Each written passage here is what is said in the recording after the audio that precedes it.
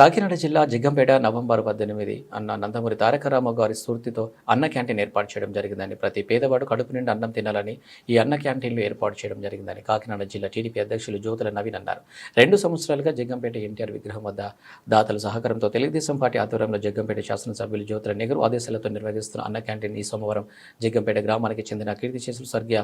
ఏలుబండి సత్యనారాయణ శ్రీమతి రామలక్ష్మి దంపతులు కుమారుడు Jaggampeta Satyasri cable networks అధినేత ఏలుబండి గంగరాజు ఆర్థిక సాయంతో నిర్వహించిన అన్న క్యాంటీన్ను ప్రారంభించడం, పేదలకు అన్నదానం చేసిన కాకినాడ జిల్లా టీడీపీ అధ్యక్షులు జ్యోతుల నవీన్ సందర్భంగా ఆయన మాట్లాడుతూ, పేదవాడి ఆకలి తీర్చేందుకు టీడీపీ ప్రభుత్వం అన్న క్యాంటీన్ ఏర్పాటు చేసిందని, జగ్గంపేటలో అన్న క్యాంటీన్ ఏర్పడే వరకు దాతల సహకారంతో ప్రతి సోమవారం అన్న క్యాంటీన్ ఏర్పాటు చేస్తున్నామని అన్నారు. కార్యక్రమంలో మండల తెలుగుదేశం పార్టీ అధ్యక్షులు మార్షెట్టి భద్రం, రాష్ట్ర ఆర్యవైశ్య కార్పొరేషన్ డైరెక్టర్ కొత్త కొండబాబు, జిల్లా కార్యాలయ కార్యదర్శి బుర్రి సత్యబాబు, రాష్ట్ర తెలుగు యువత కార్యదర్శి నీలం శ్రీను,